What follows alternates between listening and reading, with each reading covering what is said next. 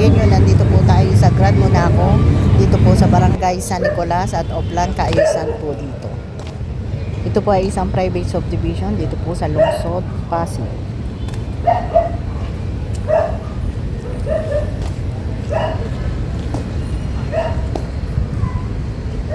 Yeah, good morning. Ayan, maaga pong nililinis ang kanilang kanal. Dito po sa Grand Monaco.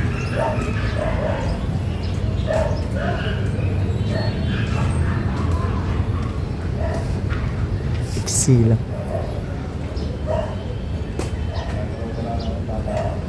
Morning kuya. Morning po.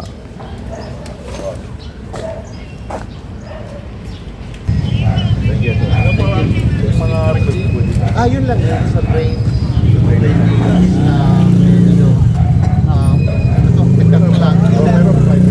Ayan, nandito po ang kanilang COA president. Yung ano niya, sir, tapos na pala. Ano po yung parang issue ata dito nung nakaraan? Right of way sa doon.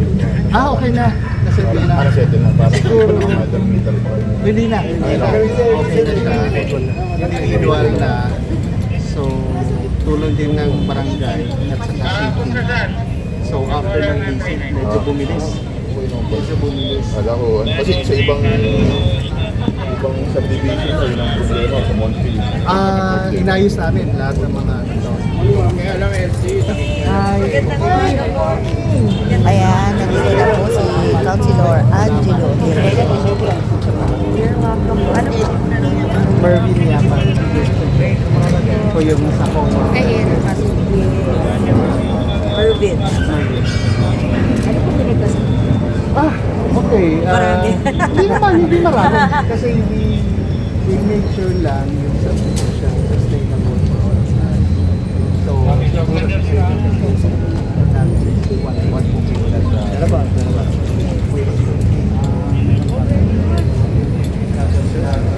sa work with the cruise line for 20 years. So, nakita ko yung highly effective way of segregating.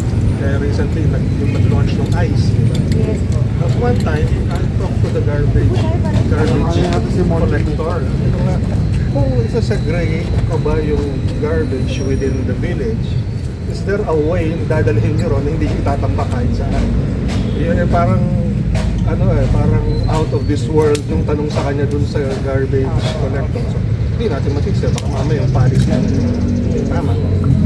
So, hindi lang ako umabot dun kasi I designed a sticker na lima ang in-add namin ngayon. Hindi lang umabot yung sticker is yung parcel plastic. So, this is clean plastic na it should go directly dun sa ice. Yeah. Ang ano ko ngayon, paano mapupunta doon sa ice yun na hindi nadudumihan sa plastic para effective yung recovery, yung reuse niya. At the same time, I'm doing bokashi sa food waste.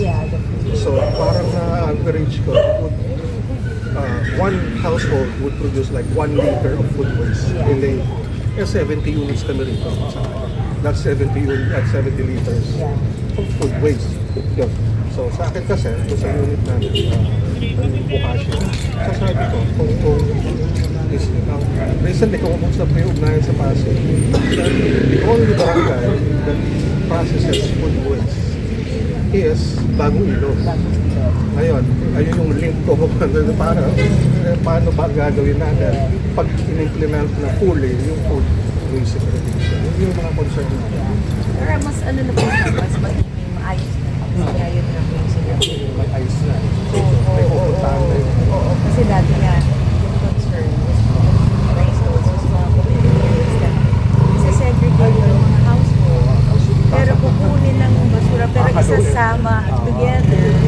Yeah. Pero I guess, Hindi pwede yung pagkatapos ka lang ng kung saan sa pagkakas.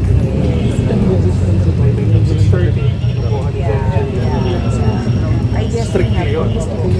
Pero yung next level, Pero kasi kung sinasabi nila how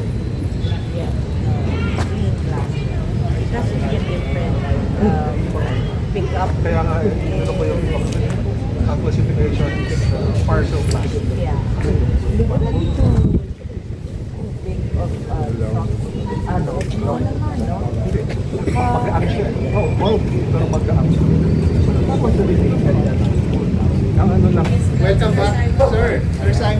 Welcome back. Ayan, nandito rin po si Councilor Simon Tantoco.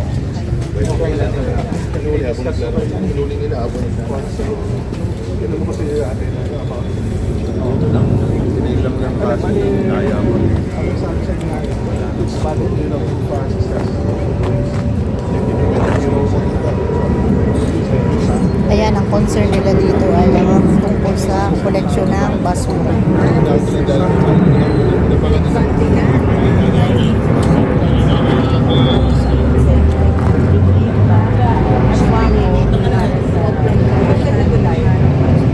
You want the champion?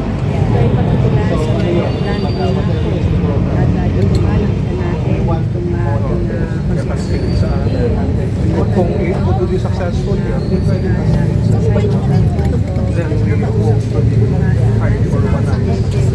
Nakakarinig na din nila na maayos dito sa partner ng lugar. Kausap natin sa Within their barangay muna kesa Mas madali kasi i-manage. Nakausap.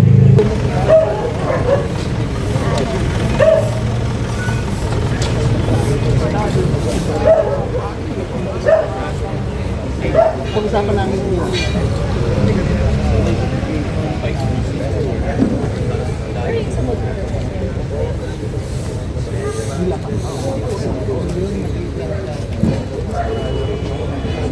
Wala.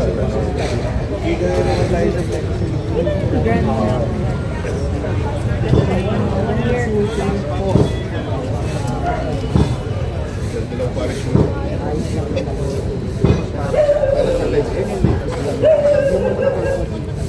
Pero pag Ganda kasi sa intersection na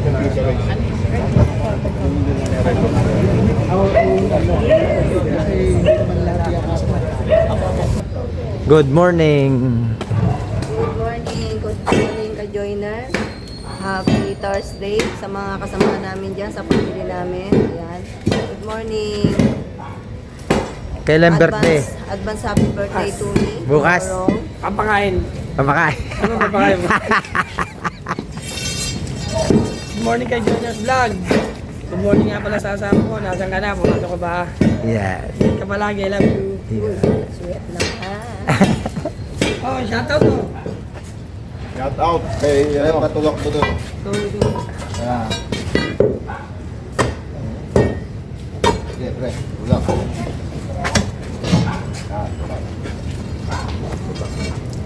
Hindi narinig yung pakain. Margoy, kuha ka ng buko. Ano yung ano? Sige dyan. Ayan, tulak.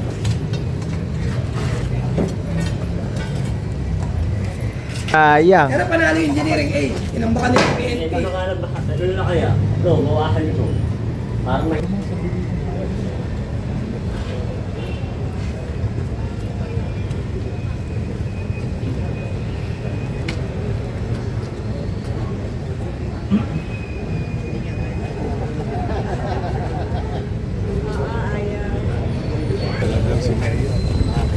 Pakiramdam kayo.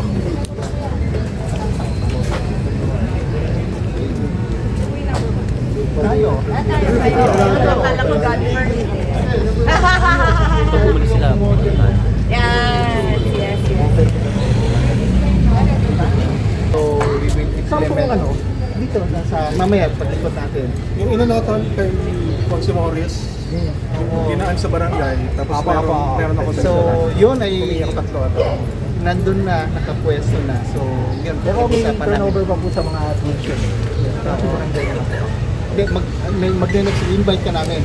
Kasi mag-i-equip na kami for ano to, waste sa squad ng decision. Salamat sa Ayan, nandito na po si Congressman Roman Romulo. Ang maganda sa magandang pesa, kasi siyempre pagka